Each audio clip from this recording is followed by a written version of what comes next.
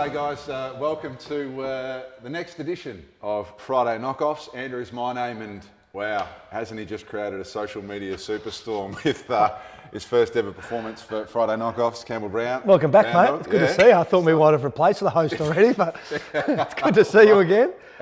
Bit of a mistake during the week. I mean, we'll get to the AFL and NRL footy's back. We covered that off last time, but $60 billion blowout. It's a small one. Just a minor miscalculation from the finance guys in Canberra. Yeah, well, Treasurer Josh Frydenberg had one job, and that was to give an estimate in the ballpark of...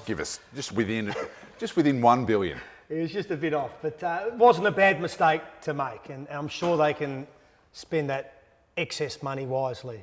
Anyway, we've all made mistakes, Huey, as you're aware, and we learn from them. I've made many. 29 weeks suspended, couple of arrests, few sackings, come out of it much better person. What's the biggest mistake you've made? Nothing quite like that, but when, I've talked a bit about us being great mates going back around about 10 years, but when I did work at Triple M, I took part in a Valentine's Day gift to my ex-wife where I decided to have a vasectomy. Oh, yeah? Yeah, so I was 28, going on 29. Romantic gift. Well, I thought it was. We'd had 2 kids, absolute nightmare. Neither of them slept. So I thought, rightio, I'll go and get it done. Many blokes don't want to get it done. Yep. I went in, read a news bulletin while I was getting it done. And I'll never forget the surgeon before I teed it up. He's like, "You're very young. Sometimes marriages don't work. Are you sure you want to go ahead with it?" I said, "Mate, I'm absolutely committed. No more kids, that's it." Had the snip. 6 months later, separated. 5 years later, divorced, now reconnected. And I've had to get them reconnected. that is a big mistake to make. 5.5 hours of microsurgery, according to my balls. Pain? Immense. Good. 1 month, nothing, can't go anywhere near it. Anyway, Well, makes me teary-eyed just thinking about it to go We back have there. another one? We're trying. No, I mean another vasectomy.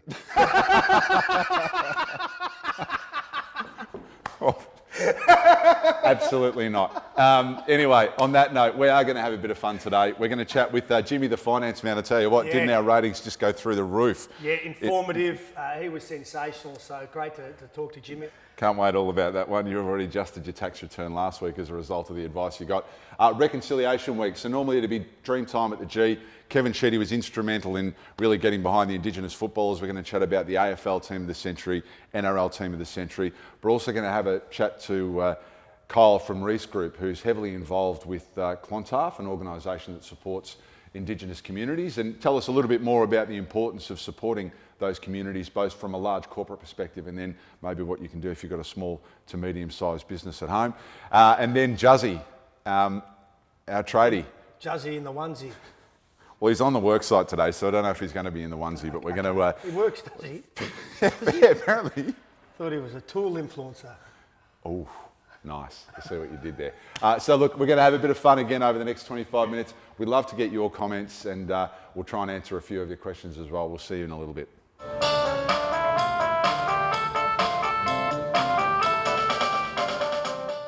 Good times, just keep on rolling. And Brownie, apart from seeing you every week as good mates, as we like to do, we catch up, you get paid, I don't. Someone else who doesn't get paid, although I think he's probably got a bit more of a following this week across social media than he did last week, is our money man, Jimmy.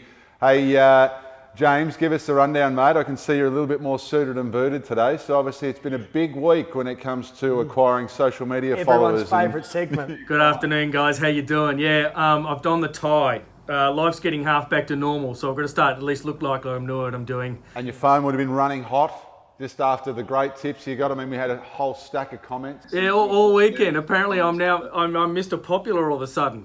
So I don't know where that came from. Must have something to do with you two blokes.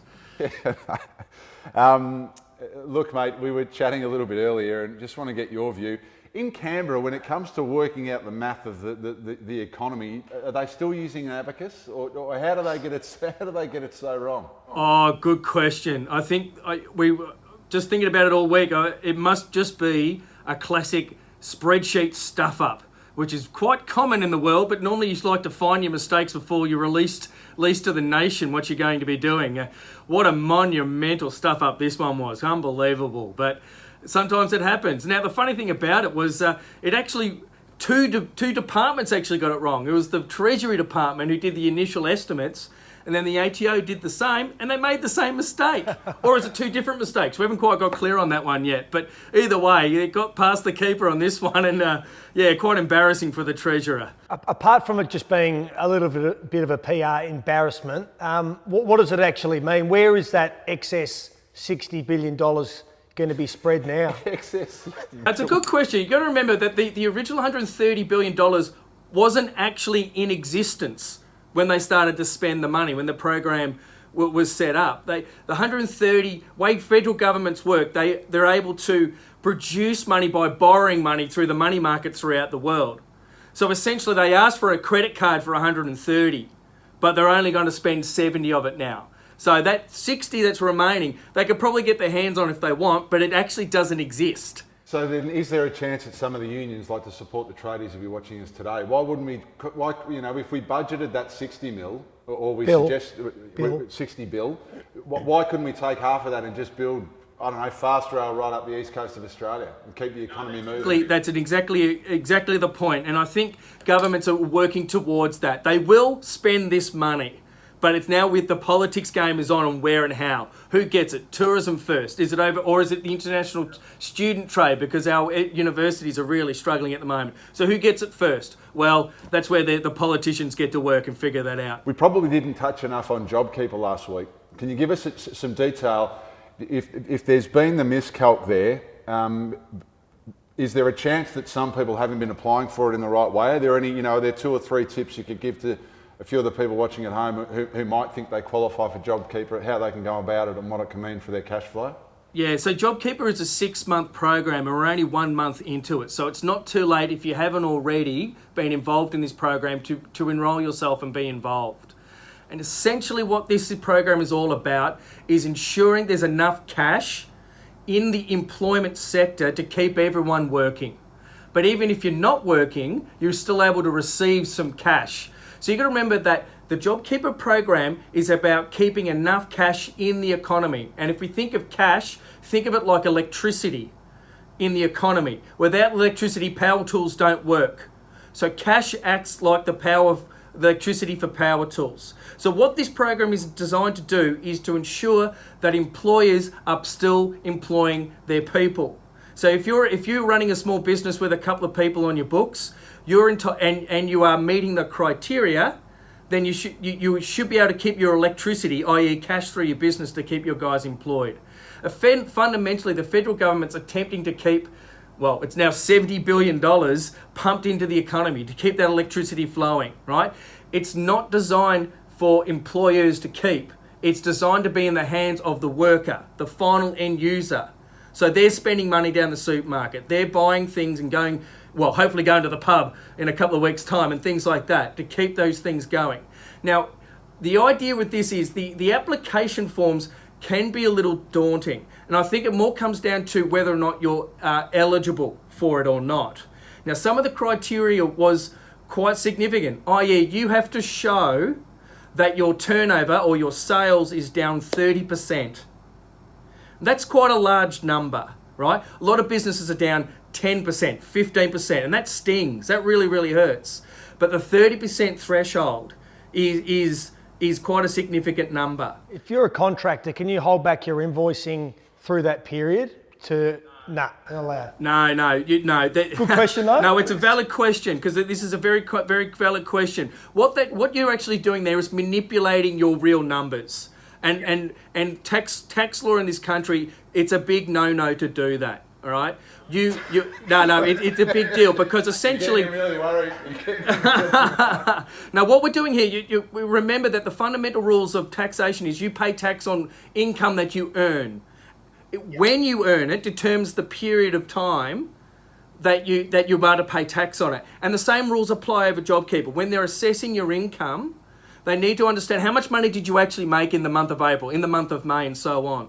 Right? So manoeuvring invoices around it's not good practice, and there's laws against that. If you're a sole trader, you're considered under the tax law a principal of the business. So a single person running their own show can claim the JobKeeper for themselves. So that includes like a sole practitioner if you're just a one-man show with an ABN in. If you're a director of a company and you're actually not on the payroll, which is common in small businesses, the director gets it as well. They're called principals of the business and they're eligible. We've talked about the government stuff up, Jimmy. Brownie's giving us one. I've given us one. What's your biggest stuff up ever, professional or otherwise? Oh, professionally. Well, I'm not going to get into the personal stuff, but professionally, in my junior days, I was running a payroll for a large construction site. And it was one of my first weeks. And as most of your viewers will know, that sometimes the pay rates can vary on site maintenance and safety. I managed to pay 300 people on their Sunday rate when it was it was meant to be a normal weekly rate. So we managed to triple the payroll in a week, which took months to sort out. Did they all hand the money back? Oh, well, we sort of worked it all out, but yeah, it was a fine moment of mine when I was in my junior days, I won't lie. I love how he's acting like it's innocent. Did you hand back the money they gave you for making the mistake? I remember my boss at the time pinning me against the wall saying, if we don't get this back, you'll be working a little while to pay it back, I promise you.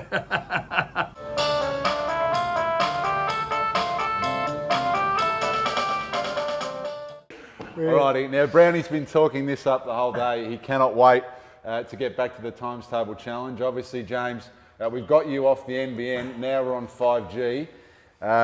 So fingers crossed, it should be... I'm putting in my resume to become the next treasurer. I've got better numbers than Frydenberg.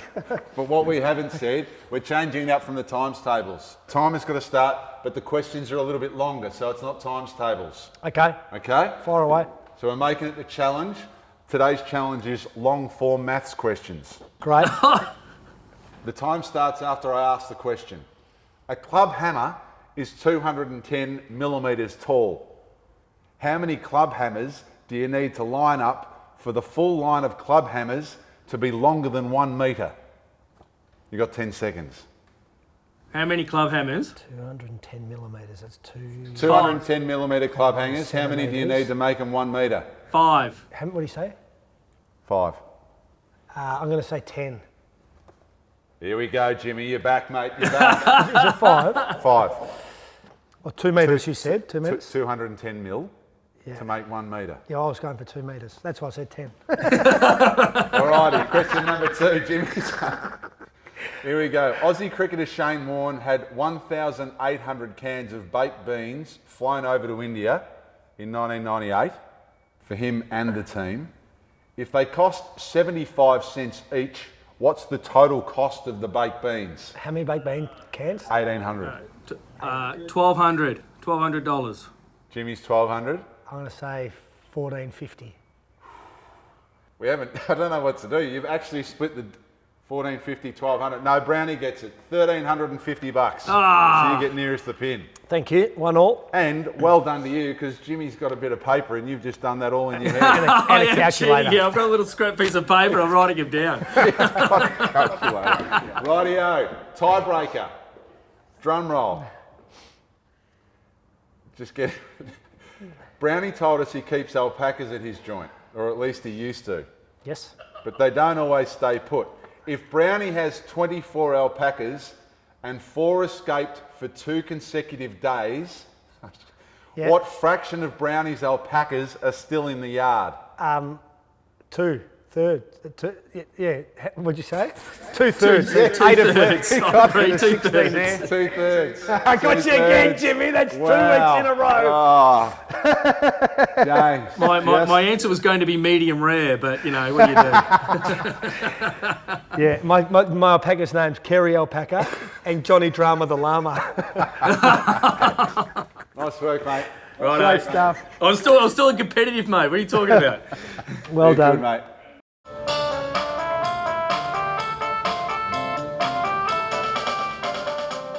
And welcome back, Friday Knockoffs. Thanks to Good Work, network for tradies to really help each other out, particularly coming out of COVID-19. Jump on to Good Work and check it out.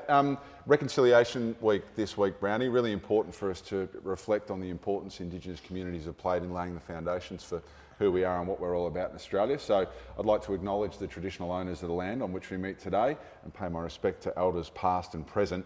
you have played with some dead set legends, and Yeah. it's probably, we were reflecting on the Indigenous team of the century for both the AFL and the NRL, but given that it was probably scripted around about 15 years ago, having a look at some of the names from the AFL team of the century. It's a good team, isn't it? Byron Pickett, Peter Burgoyne, Yes.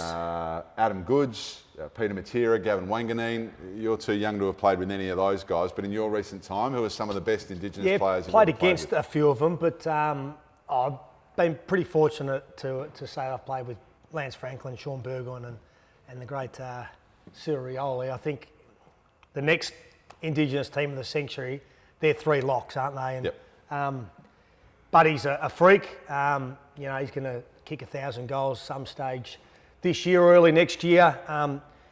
I rate Sean Burgoyne the best big game player, I reckon, that has ever played the game. And how inspirational have some of those guys been in terms of your career? Like, you talk about Buddy. He enjoyed a good time, as a youngster, as we all did, but as soon as he got on the training track, it was flat out. He trained really, really hard. Just a consummate professional. So, yeah, loved the game as well. And Cyril, second best player ever to come out of Scotch College. Where'd you go to school? I went to Scotch College. No, that's a lie. Cyril's definitely got me covered, but a shame he retired far too young. With the way the game is sort of going, he could have easily played till 35-ish, and he retired at 28. So I feel like we only got to see half of Cyril's career, but what a half it was. Norm Smith medal, 4 premierships, and he's one of the best. And look, you go through some of these names. I mean, there's no doubt that Indigenous players have played a great role both in AFL and NRL, but also, when it comes to business. And that's why right now we're going to have a chat to Kyle Fowler. He joins us from the team at Reece Group, and Kyle's just going to give us a bit of a lowdown in terms of what programs are available to be able to help large businesses and small businesses get a better understanding of Indigenous communities and support young Koories in their attempts to try and get back into the workforce and really get things moving in their local community. Hey, Kyle, thanks very much for joining us, mate. Cheers. Friday knockoff. Cheers, lads. Obviously, you've got the name badge on and all the branding there. Kyle, give us a bit of a rundown, mate. You've been working for Reece for about how long? Look, I've been with Reece for about 14 and a half years now, I'd say. So, I was born and raised in Bathurst in New South Wales and started my Reece journey there, and then after a couple of years I actually migrated north to the warmer country up in Brisbane, and I was there for about I'd say probably about 5 years, and then come home back to the country where I was raised. So I still live in Bathurst to this day, but I actually operate in Orange. So it's been a good journey so far, lads. Mate, that's great. And we'll talk a little bit more about Reece later on, but maybe if you can just give us a bit of an insight into your background and your links with the Indigenous communities. Yeah, for sure. My dad's side of the family originates from this country, which is the Wiradjuri people. And my mum actually originates from the sort of Kempsey Macleay type area, which is a Dunghutti. So there's a couple of, tribes there rich in culture. So growing up, I sort of had a relatively sort of standard upbringing, like working class and that sort of stuff. And one thing that I did notice when I was in high school is that back in them days, there didn't seem to be a whole heap of support. It was more so support to get kids to leave school, as far as, my opinion is. And that's why we'll probably talk about a little bit later with the Clontarf Foundation. But that's one of the things I genuinely love about that foundation and that organisation, is that they're promoting kids to stay in school and finish Year 12. And so, how were you supported to get sort of into the workforce and get a leg up and get involved either at Reece or where did your education go from there, mate? Both. I've got two siblings. I've got an older sister and a younger sister, and for us, we were the first generation in our families to go through to Year 12. So I completed Year 12, did the HSC. I actually had a part-time job in a timber yard actually while I was finishing Year 11 and 12. And then, I met a bloke by the name of Robert Kovac, who's a region leader with Reece still to this day. And I got to know him really well. And yeah, he gave me a job with Reece, and the rest, as they say, is history. We're 14 and a half years later down the track. You mentioned, you touched on Quantaf already. What sort of support networks do they provide kids right throughout the process, especially keeping in schools? The main thing about Clontarf is, they're an organisation that basically, encourages young Indigenous men to stay in school, and they've got a really sort of footy-focused aspect, or at least a sport focus. So one thing that I've witnessed is, these guys, they come and get the kids out of their houses in the morning. They get them to training. So before school starts, they'll actually get up. They'll do some physical activity, get some footy training done, some exercise. They'll get a bit of tucker in their bellies, and then help them get off to school and get ready for the day. So it's really important for them to have the children actually staying in school and getting their year 12 completed. So, which is a really good link in between Reece and Clontarf, as we sort of utilise the school-based traineeship or school-based apprenticeships. You're a big NRL man. Who do you follow in the rugby? Probably pretty easy to tell, lads. The old West Tigers. I used to be a West supporter, to be honest. Back in the day, my old man was a West supporter, so I just sort of took on that tradition. And the merger of 2000 was a struggle, but I took on the Tiger, and now I wear it on my sleeve. So, yeah, I love me Tigers, boys. Love them. And who was your inspiration growing up? I'm a massive fan, and a lot of people will probably hose me for this, but I'm a massive Benji Marshall fan. And the actual leadership of the bloke's fantastic. He's made some mistakes, which is obviously, haven't we all? It's a theme for today, the mistakes we've all made. Hey, you blokes are just human, everybody's just human, and we're entitled to make a few mistakes along the way, but he's got a really good footy head, and his leadership on the field at the moment's massive. Hey, Kyle, really enjoy your time, mate. Really great work for everything you're doing for Indigenous communities, as well as raising awareness across the Reece group. We wish you all the best, mate. Friday knockoffs, enjoy. Cheers, boys. Thanks for having me on.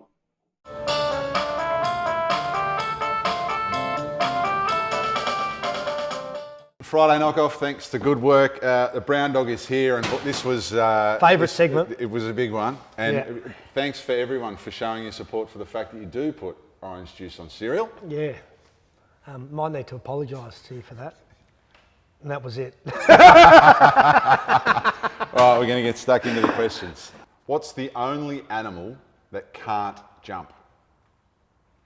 The only animal that can't jump? Snake?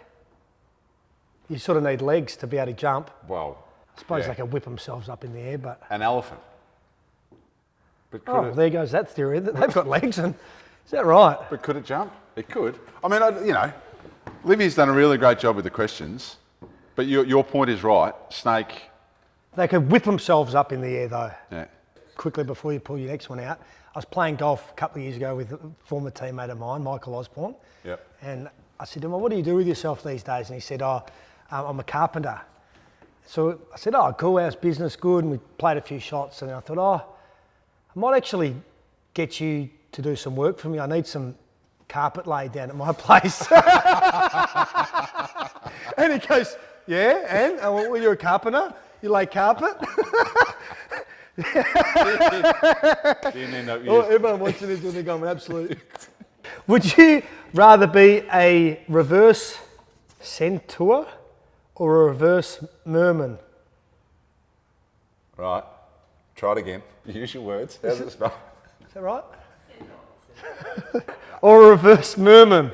I don't know what either of those things are. Merman. Would I rather be a centaur or a merman? In reverse. A horse head or a fish head? I've never heard of either of them. Have you? Did you know what a centaur? I know a centaur, and I know a merman. What about how I pronounce them? Do you know? I don't. I think I'd rather be in the water. I'm not a man of violence. I'd rather be a reverse merman would make me a mermaid. You sort of do have a horse head when I look at it. Mate, give us a little neigh or something.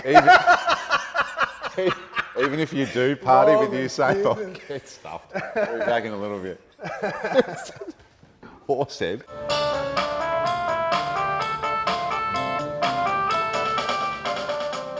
And so someone who is commanding and conquering all elements of social media, and tell you what, the goggles, the artwork, I think your missus might have sold a few paintings. Juzzy, it's good to see you again this week, and it's good that you're out and about and out of that onesie. How are you, mate? You don't actually wear the onesie to work, to proper jobs? Nah. The client, I look cooked enough without it. So if I wore that, I'd probably get no work. And how has it been, mate? You've had a good week on the tools. You said before you weren't that impacted by COVID, so you're out and about in country Victoria? Yeah, no, we're still busy. So this week's another busy week. Well, every week's a busy week at the moment. So we'll be running around it. You just get back into it the next week and just keep going. Biggest mistake you've made? I remember as an apprentice flooding 2 townhouses, like 50 mil deep of water, 500 mil deep of water, like the whole bottom story of both townhouses, because I forgot to put a fitting together properly. The boss was none too impressed. I'm sure his insurance company was none too impressed either, and I think that was as a second year apprentice. Didn't get sacked though. Good news, mate. You're going to do a bit of an on-the-job tool review for us today. Last week you got a few of the Rothenbergers out, a couple of the crimpers, I think they were, the big one and the small one. What are we going to be doing today? Well, just because I've got it tattooed on my arm, I thought I'd better get the. There's another Rothenberger actually. It's the Rothenberger row pump, which is like my fancy plunger. Yeah. So basically, you just shove that in the toilet and pump the ever-loving shit out of it and clear all the turds straight out. It's fantastic. It's just like instead of using your crappy old rubber plunger, that's just a nice fancy one. And then it'll clear some solid turds with that thing. You'll absolutely pump them through. It's a bit hard to use one-handed. But, I probably wouldn't lick it or anything. I've got it pretty close to my face at the moment. But it's the fanciest plunger you'll get. Oh, sorry. Actually, I will. Why not? Oh, no. Juzzy, thanks very much. Next week, if you guys want to join us, we are keen to have a chat to a number of different tradies, not just plumbers. So just leave us your links downstairs. We can have a chat to you, and fingers crossed, you two could be the new Juzzy. Juzzy, thanks for your time, mate. Stay safe. Thanks, mate. You guys enjoy. All right, mate. Thanks. Thanks, Juzzy. Good on you, mate. Who would have thought? We've done it again. Friday knockoffs, thanks to good work. We are really looking to connect tradies and make sure we're learning a lot from each other. We've had a few laughs, Brownie, but to think next week we can make it even better. Absolutely. We'll really be chatting a bit more footy. And again, if anyone out there knows a bit about NRL, I know you do too, we're going to be hunting down for someone to join us and have a chat about NRL so we can get both of the codes covered as we bounce back from COVID-19. Another nice Good one on you, mate. from you. Great to Brown see you. Dog. Have a You great too, weekend, mate. everyone. Safe drinking and weekend. Safe drinking. Safe Friday drinks. That's what I meant to say. Safe drinking in moderation. Friday knockoff. Thanks to good work. I'll be doing this bit from now on. Thanks, guys. Really good for you to join us. We'll see you again next week. Safe drinking. It's okay. It's fine.